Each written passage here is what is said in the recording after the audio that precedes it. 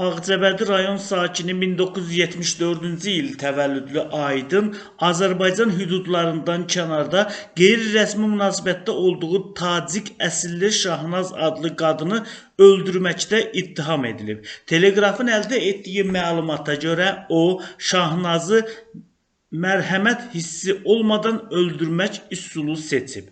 2023-cü il sentyabrın 23-də Rusiya vaxtı ilə saat 6:00-da Aydın Moskva vilayətindəki Serpuxov şəhərində parkladığı Qaz 2705 markalı avtomaşınından plastik butulkadan benzini və alışqanı götürüb. Şahnazın yaşadığı evin giriş qapısında benzini onun sifətinə və gövdəsinə boşaldıb. Şahnaz dönə-dönə qatildən aman diləyib, amma Aydın buna məhəl qoymayıb, yanıq xəsarəti alan qadın ölüb.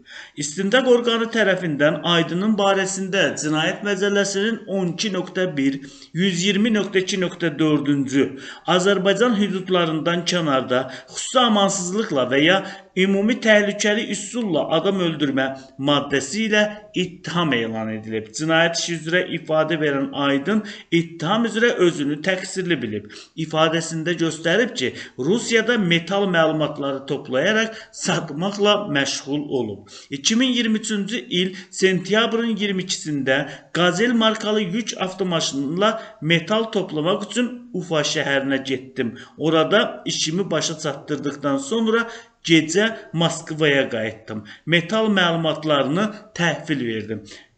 Şəhəri tərk edəndə maşında nasazlıq yarandı. Usta tapıb maşını təmir elətdirdim. Sentyabrın 23-də səhər saat 6 radələrində yaşadığım evə çatdım. Avtomobilin yağını dəyişərkən əlimə yağ və germetika dəymişdi. Onun su ilə təmizləmək mümkün olmadığından plastik qabda benzin götürdüm deyə o ifadəsində göstərib. Təqsirləndirilən şəxsin sözlərinə görə yaşadığı binaya doğru gedərkən küçənin digər başından Şahnazın əlində bir buket gül bloka tərəf gəldiyini görüb.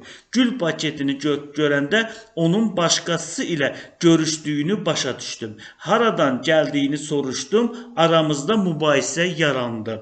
Əsəbi olduğum üçün benzini onun üzərinə səpərək alışqanla yandırdım deyə Aydın ifadəsində göstərib. Aydın Şahnazı öldürmək niyyəti olmadığını deyib, benzini əlimi yumaq üçün götürmüşdüm. Törətdiyim əməldən peşmanam deyə o ifadəsinə əlavə edib. Təqsirləndirilən şəxs bildirib ki, Şahnazla 2015-ci ildə Ukraynada tanış olub. Milliyyətcə tacik olsa da uşaqlıqdan Ukraynada yaşamışdı. Onun birinci əri vəfat eləmişdi. Birinci nikahdan 2010-cu il təvəllüdlü Telman adlı övladı vardı. Bir müddət ər-arvad kimi yaşadıktan sonra 2017-ci ildə Ukraynada rəsmi nikah bağladıq.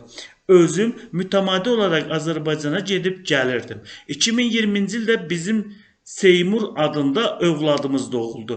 2022-ci ilin əvvəllərində Rusiya müharibəsi başlayanda Şahnazı və övladlarımızı götürərək Rusiyaya keçdim deyə təqsirləndirilən şəxs ifadəsinə belə yekin vurub. İş üzrə zərər çəkmiş Şahnazın hüquqi varisinin sözlərinə görə 2023-cü il sentyabrın 23-də Tacikistanda olub. Şahnazın rəfiqəsi mənə zəng edərək Aydının onun üzərinə benzin tökərək yandırdığını bildirdi. Məndən Rusiyaya gəlməyimi xahiş etdi. Sentyabrın 26-sında ora getdim. Şahnaz sentyabrın 29-da aldığı xəsarətlərdən Moskva vilayəti Pedolsk şəhər xəstəxanasında vəfat etdi. Təqsirlənən şəxslə barışmamışam, onu bağışlamıram deyə qətlə yetirilən qadının anası belə ifadə verib.